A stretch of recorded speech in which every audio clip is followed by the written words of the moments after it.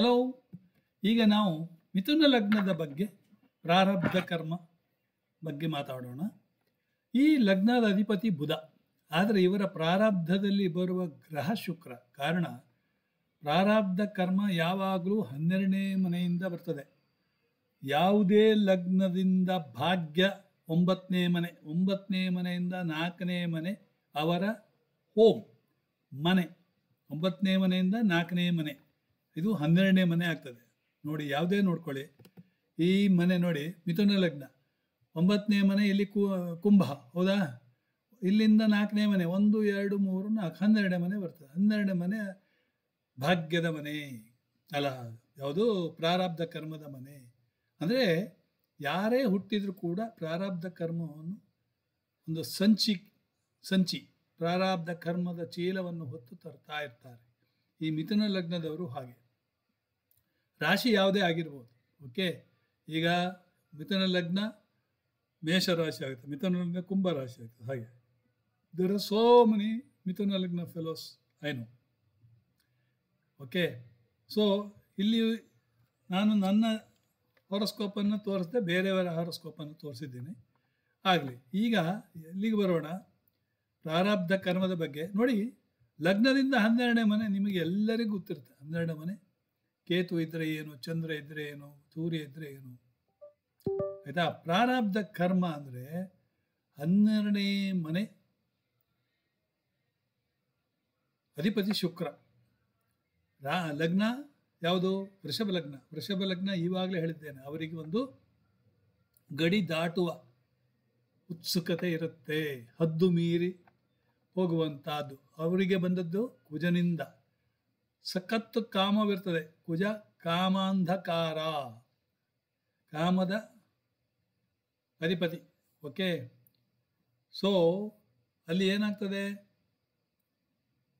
ಅದಕ್ಕೆ ನಾವು ಹೇಳೋದು, ಈಗ ವೃಶ್ಚಿಕ ಲಗ್ನದವರು ಯಾರಾದರೂ ಇದ್ದರೆ, ಮಂಗಲಿಲಿ 3ನೇ ಮನೆಯಲ್ಲಿದ್ದರೆ, ಅವರು ಸಿಕ್ಕಾಪಟ್ಟೆ ಅವರ ಸಿಸ್ಟರ್ಸ್ಗಳ ಜೊತೆಯಲ್ಲಿ ಸೆಕ್ಸನ್ನು ಮಾಡುವಂಥ ಇದು ಮಾಡ್ತಾರೆ, ಇಟ್ಕೊಂಡಿರ್ತಾರೆ. They are very cut throat people ಇರ್ತದೆ ನಾರ್ಮಲಿ. ಓಕೆ, ವೃಶ್ಚಿಕ ಲಗ್ನ ಯಾಕಂದರೆ 3ನೇ ಮನೆ ಕಾಮದ ಮನೆ. ಕಾಮಗಳ ಮನೆ ಯಾವುದು? 3 7 11 ಆ್ಯಕ್ಟಿವೇಟ್ ಆಯಿತು, ಕಾಮ ತ್ರಿಕೋಣ ಕಂಪ್ಲೀಟ್ ಆಗ್ತದೆ ಅಲ್ಲಿ ಮಾತ್ರ. ಈ ವೃಶ್ಚಿಕ ಲಗ್ನದವರಿಗೆ ಮಾತ್ರ ಅದು applicable. So very they have to control. Okay, ಅದು ಆಮೇಲೆ ಹೇಳ್ತೇನೆ ನಿಮಗೆ ವೃಶ್ಚಿಕ ಲಗ್ನಕ್ಕೆ. ಈಗ ಇದರಲ್ಲಿ ಮಿಥುನ ಲಗ್ನ ವಾಯುತತ್ವ, ತುಲಾ ಲಗ್ನ ವಾಯುತತ್ವ, ಹಾಗೆ ಇನ್ನೊಂದು ಲಗ್ನ ಕುಂಭ ಲಗ್ನ. ಆದರೆ ಮೆಟೀರಿಯಲಿಸ್ಟಿಕ್ ವೆಲ್ತ್ ಬಗ್ಗೆ ಇಂಟ್ರೆಸ್ಟ್ ಇರುವವರೆಲ್ಲ ಮಿಥುನ ಲಗ್ನ, ತುಲಾ ಲಗ್ನ ಹಾಗೂ ಮಕರದವರಿಗೂ ಕೂಡ ಇರ್ತದೆ ಆಸೆ ಇಲ್ಲಿ. ಈಗ ನಾವು ನೋಡೋಣ, ಈ ಲಗ್ನದ ಅಧಿಪತಿ ಬುಧ. ಆದರೆ ಇವರ ಪ್ರಾರಬ್ಧದಲ್ಲಿ ಬರುವ ಶುಕ್ರನಿಗೆ ಮೊಸರು ಅಂದರೆ ಪ್ರಾಣ.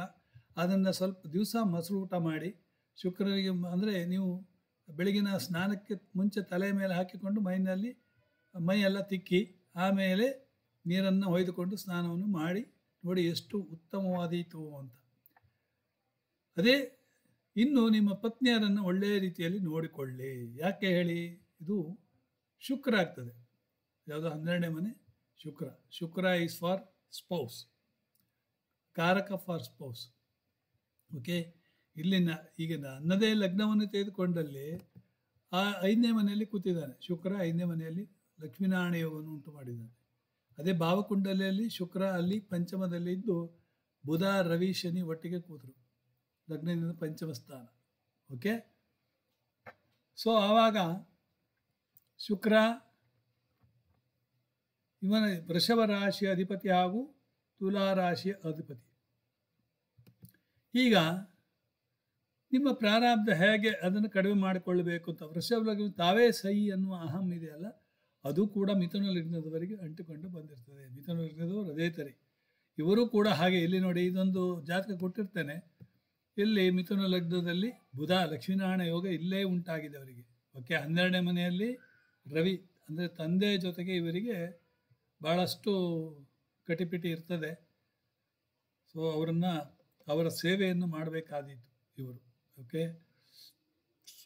ರವಿ 12. ಸಪೋಸ್ ಇಲ್ಲಿ ಚಂದ್ರ ಬಂದರೆ ತಾಯಿಯ ಸೇವೆಯನ್ನು ಮಾಡಬೇಕಾಗತ್ತೆ. ಬುಧ ಬಂದರೆ ಯಂಗರ್ ಬ್ರದರ್ ಸೇವೆಯನ್ನು ಮಾಡಬೇಕಾಗತ್ತೆ.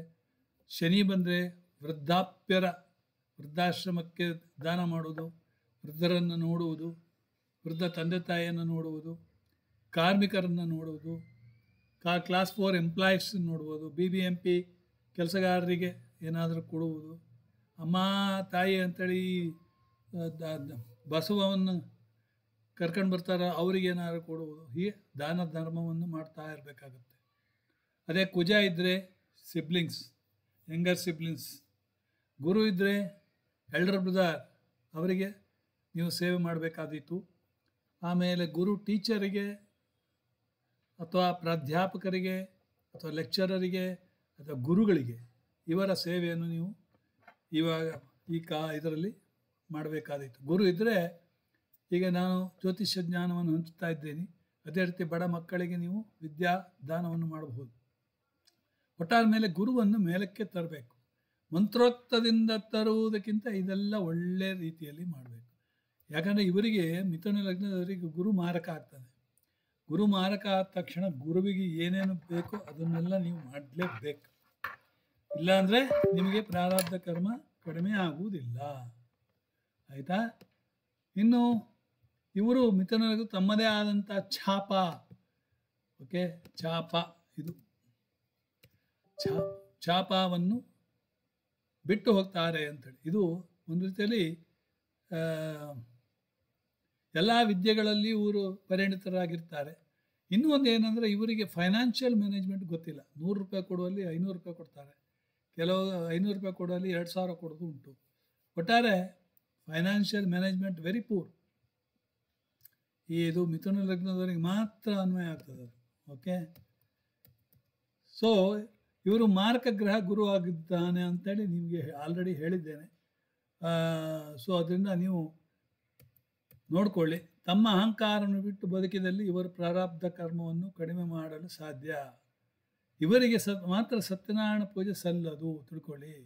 ಗುರು ನಿಮಗೆ ಮಾರಕ ಆಗಿ ಬಂದಿದ್ದಾನೆ, ಸೊ ಸತ್ಯನಾರಾಯಣ ಪೂಜೆ ಮಾಡಬೇಡಿ.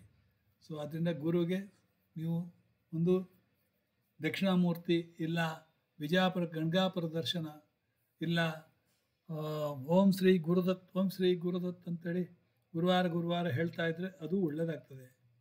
ಆಯಿತಾ? ಸೊ ಇಲ್ಲ ಅಂದರೆ ನೀವು ಬೆಸ್ಟ್ ಜ್ಯೋತಿಷ್ಯ ಕಲಿತು ಜ್ಯೋತಿಷ್ಯವನ್ನು ಹಂಚಿಬಿಡಿ. ನಾಲೆಡ್ಜ್ ಚಾರ್ಜ್ ಮಾಡಿ, ಯಾಕಂದರೆ ನೀವು PhD ಮಾಡಿದರೆ PhD ದುಡ್ಡು ಬರಬೇಕಲ್ಲ. ನಾನು ಕಾಂಡಿವೇಲಿಯಲ್ಲಿ ಮುಂಬೈನಲ್ಲಿ ಬ್ಯಾಂಕಲ್ಲಿ ಆಗಿದ್ರು ಕೂಡ IT ಇನ್ಸ್ಟಿಟ್ಯೂಟು ಸ್ಥಾಪನೆ ಮಾಡಿ 3,500 ಜನರಿಗೆ from sub staff to chairman ವರೆಗೆ ಸೊ ಟೀಚಿಂಗ್ ಮಾಡಿದ್ದೇನೆ. ಕಂಪ್ಯೂಟರ್ ಅಂದರೆ ಏನು ಅಂತ ಆ ಟೈಮ್ನಲ್ಲಿ 1997ನಲ್ಲಿ 7 ವರ್ಷ 2004ವರೆಗೆ ನಾನು ಅಲ್ಲಿ ಇದ್ದೆ. ಆಮೇಲೆ Calcutta central soft training college computerise ಮಾಡಲಿಕ್ಕೆ ಹೋದೆ. ಓಕೆ, ಕೊನೆಯಲ್ಲಿ ಕರೋಲ್ಬಾಗ್ ನ್ಯೂ ಡೆಲ್ಲಿಯಲ್ಲಿ ರಿಟೈರ್ ಆಗಿದ್ದು, ಅದು ಕೂಡ ಕಂಪ್ಯೂಟರ್ ಇರುವಂಥದ್ದೇ. ಓಕೆ, ಸೊ ಯಾಕಂದರೆ ಇದರಿಂದಾಗಿ ನಿಮಗೆ ಭಾಳಷ್ಟು ಪ್ರಾರಬ್ಧ ಕರ್ಮವನ್ನು ಇಳಿಸಲಿಕ್ಕೆ ಆಗ್ತದೆ. ಓಕೆ, ಸೊ ಇಲ್ಲಿ ಇನ್ನೂ ಒಂದು ಏನಂದರೆ ನೀವು ಏನು ಮಾಡಬೇಕಾಗತ್ತಂದರೆ, ಸಪೋಸ್ ಚಂದ್ರನಿಂದ 12ನೇ ಮನೆ ರಾಹು ಇದ್ದ, ಆವಾಗ ನೀವು ಬೆಳೀತಾ ಇರೋದು ತಾಯಿ ಜೊತೆಗೆ ಬೆಳೀಲಿಕ್ಕೆ ಸಾಧ್ಯ ಇಲ್ಲ. ಒಂದು ನಾನಿ ಇಲ್ಲ ದಾದಿ ಜೊತೆಗೆ ನೀವು ಬೆಳಿತೀರ. ಸೊ ಅದೇ 12ನೇ ಮನೆಯಲ್ಲಿ ಸೂರ್ಯ ಇದ್ದ, ತಂದೆ ಜೊತೆಗೆ ನೀವು ಸರಿಯಾಗಿ ಸೌಹಾರ್ದತೆಯಿಂದ ನೋಡ್ಕೊಳ್ಬೇಕಾಗುತ್ತೆ. ಓಕೆ, ಸೊ ಇಲ್ಲ ಅಂದರೆ ತಂದೆಯಿಂದ ದೂರ ಆಗಲಿಕ್ಕೆ ಸಾಧ್ಯತೆ ಉಂಟು.